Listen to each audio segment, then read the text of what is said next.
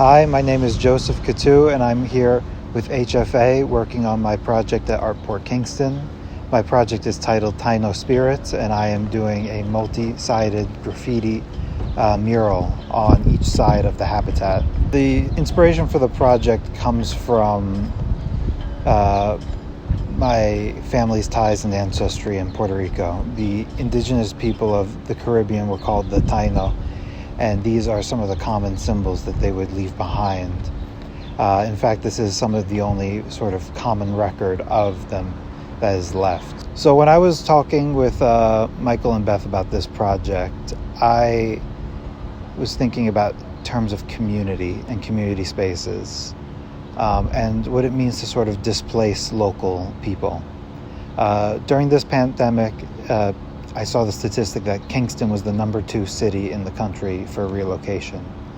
So there's a lot of new people and a lot of new faces coming into Kingston.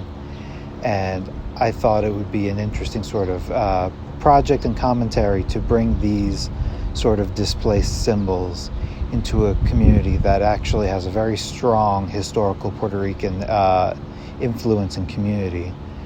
The sheriff stopped by and he told us a little bit about the rich history of Puerto Ricans settling in this area after leaving New York City. And sort of I wanted to bring that journey back into the public eye and bring it back into the modern age, so people can sort of maybe empathize and emulate with their own sort of relocation here, and sort of consider what does it mean to enter somebody else's community. To me, this is sort of my first graffiti-based project. I'm primarily a sculptor, and I work in 3 dimensions and sometimes photography and mixed media. I am sort of drawing on the sort of rich graffiti history of New York and famous sort of graffiti and street artists in the Puerto Rican diaspora, like Jean-Michel Basquiat, and other sort of famous street artists that sort of give me my inspiration.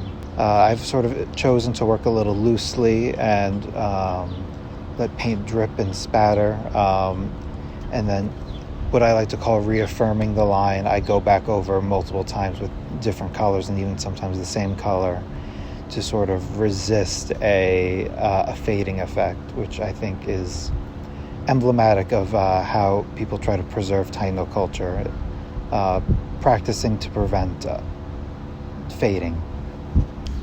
Gold leaf to me is sort of a comforting material because it represents sort of, like a false promise of value, but at the same time, it represents something that's personally valuable.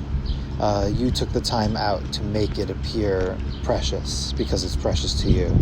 And that's sort of what I use gold leaf in my paintings and sculptures. I think the sort of outcome I've seen here is I've had a lot of great community engagement. A lot of people stopping by to talk and sort of learn and ponder their space in the community and leave their mark on the picket fence that I've set up for them to do so.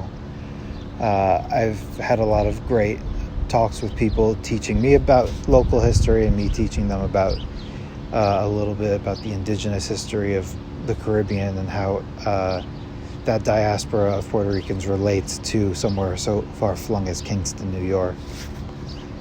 I think all in all, it's been a great sort of moment for me to stop and reflect and just talk with the community after sort of spending a year inside in my studio. I'm grateful for the opportunity to come work with ArtPort Kingston and HFA on this project, and I'm grateful for the opportunity to engage with the community.